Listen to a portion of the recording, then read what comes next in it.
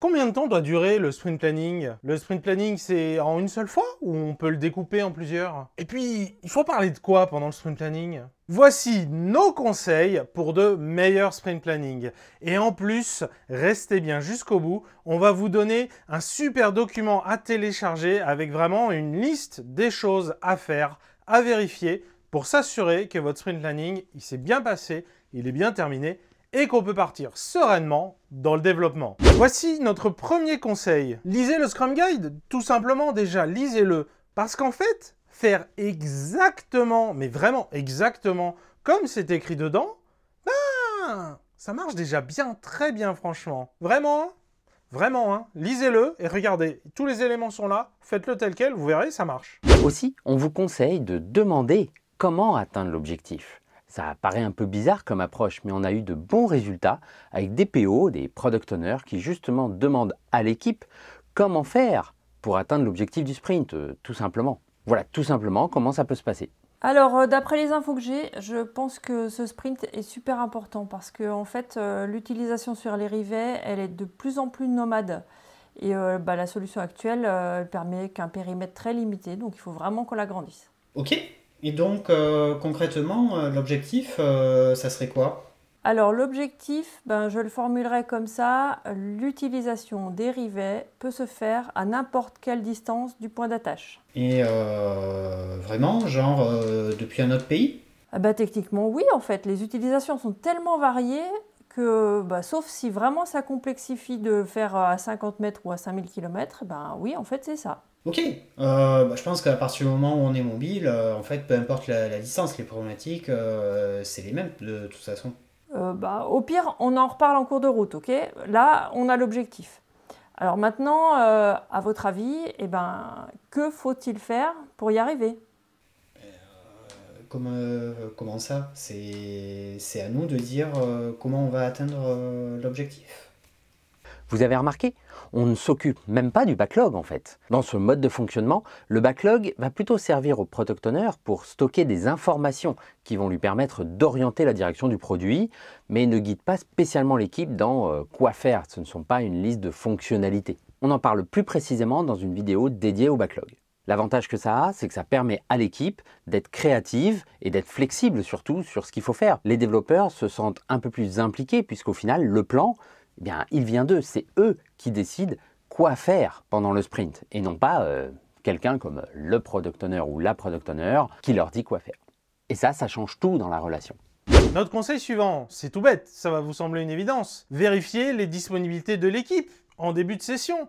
Est-ce qu'il y a des vacances ou des formations? Un jour férié peut-être? Pour noter ça, vous pouvez bien sûr utiliser un document pour que chacun puisse déjà prévoir un peu ses vacances par exemple et pas uniquement se poser la question lors du sprint planning. Dans tous les cas, ça doit être quelque chose qui est facilement accessible et visible par l'équipe, pour l'équipe. C'est pas à confondre avec les outils RH, corporate, commerciaux aussi. Oui, par exemple, si vous êtes prestataire, vous allez remplir un CRA, un compte rendu d'activité, il faut bien dire quels sont les jours facturés. Ou encore, justement, auprès des RH, auprès des managers, les demandes de congés validées ou autres. Voilà, non, dans tous les cas, c'est pas la même chose. Ce qui vous intéresse, c'est vraiment un outil par l'équipe, à destination de l'équipe, facile d'accès et qui marche. Là, on parle de deux cas d'usage différents. Le document, c'est pour l'équipe. Beaucoup d'équipes trouvent que le sprint planning, c'est trop long. 4 heures de sprint planning? Oui, ça c'est dans la théorie. On verra pour nous, on fera en fonction comme on a vu dans l'épisode de Scrum Life à ce sujet.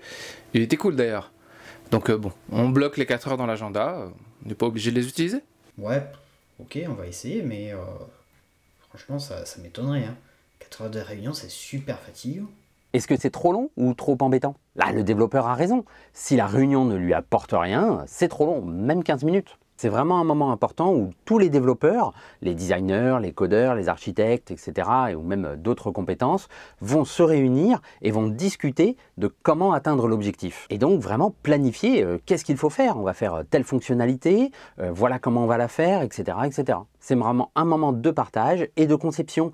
Ça ne doit pas être embêtant pour des développeurs. Au contraire, ça doit être particulièrement stimulant. J'ai eu l'occasion de tester cette approche avec plusieurs équipes et vraiment, ça change du tout au tout. Les développeurs sont surpris, mais ils sortent du sprint planning avec une toute autre énergie d'avoir été créatifs. Ce que j'ai pu voir en arrivant chez certaines équipes, c'est dans le calendrier de l'équipe, 15 minutes qui sont bookées en début de sprint, et ça, c'est le sprint planning. Et pourtant, c'est rater l'essentiel du sprint planning, car le sprint planning, c'est le moment pour faire le plan du sprint, et donc préparer les éléments pour celui-ci. Et dans ces équipes qui ne prennent pas le temps de faire un sprint planning, eh bien souvent ce qu'on voit, c'est que les éléments, les tâches à faire pendant le sprint planning, comme le découpage technique, les discussions sur l'architecture, les discussions sur le design, ou même tout simplement sur qu'est-ce qu'il faut faire, eh bien tous ces éléments-là sont dilués dans le sprint précédent, fait petit à petit. Alors ça pourrait avoir du sens de vouloir s'avancer justement pour être prêt avant le sprint même limite. Mais pourtant, ça veut dire qu'on a déjà prévu ce qu'on va faire. Et donc, ça ne nous laisse pas l'opportunité, à la fin du sprint actuel, d'avoir des feedbacks, d'avoir de l'information pendant la sprint review et d'utiliser ces informations pour mettre à jour notre plan. Peut-être dans la priorisation, peut-être dans les choses à faire. Mais si vous avez déjà tout prévu votre sprint en amont, qu'est-ce que vous allez faire quand vous allez vous rendre compte que pour le prochain sprint, vous devez faire autre chose que ce que vous aviez prévu? Souvent, ce qui va se passer, c'est qu'on va quand même faire ce qu'on avait prévu. Et ça, c'est parce qu'on est emmené, on est bloqué un petit peu par ce qu'on appelle le biais des coûts irrécupérables. C'est-à-dire qu'on a tellement dépensé, on a tellement fait de choses en amont pour préparer ce sprint qu'on n'a pas envie de le mettre à la poubelle ou de le changer parce qu'on a l'impression de gâcher. Et donc, au lieu de travailler sur ce qu'il faut faire, sur ce qui est important, sur ce qui va apporter le plus de valeur, eh bien, vous risquez de travailler sur ce que vous avez prévu de faire. Donc laissez-vous l'opportunité de changer votre plan, de vous adapter à ce qu'il faut faire en faisant le plan du sprint en sprint planning. Quand est-ce que le sprint planning, il est terminé? Est-ce que c'est quand on a fini la réunion, quand on sort de la salle ou quand on ferme l'outil justement de visioconférence? Eh bien moi je vous dirais de mon expérience, non. Le planning, il est terminé quand le board de l'équipe est prêt. Il faut être clair là-dessus, C'est interdit à l'équipe de se mettre au boulot, voilà, c'est bon, le sprint planning est fini, je vais prendre le ticket et je dépile, je me boulot. Non.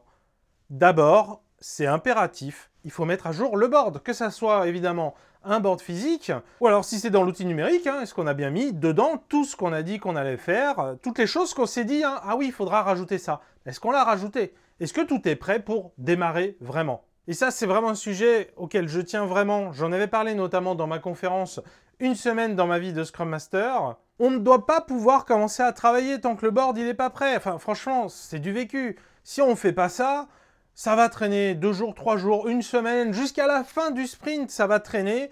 Et c'est la veille de la fin de sprint qu'on se dira « Ah ouais, il nous reste 3 trucs à mettre à jour ». Enfin, non, faut être sérieux. C'est pas long. On se pose en tant qu'équipe, on prend 10 minutes, on met tout à jour. Et après, on y va, on se met au travail. Et je vous dirais, en tant que Scrum Master, c'est un des rares cas de figure où vous pouvez prendre une posture un peu bébête et méchante.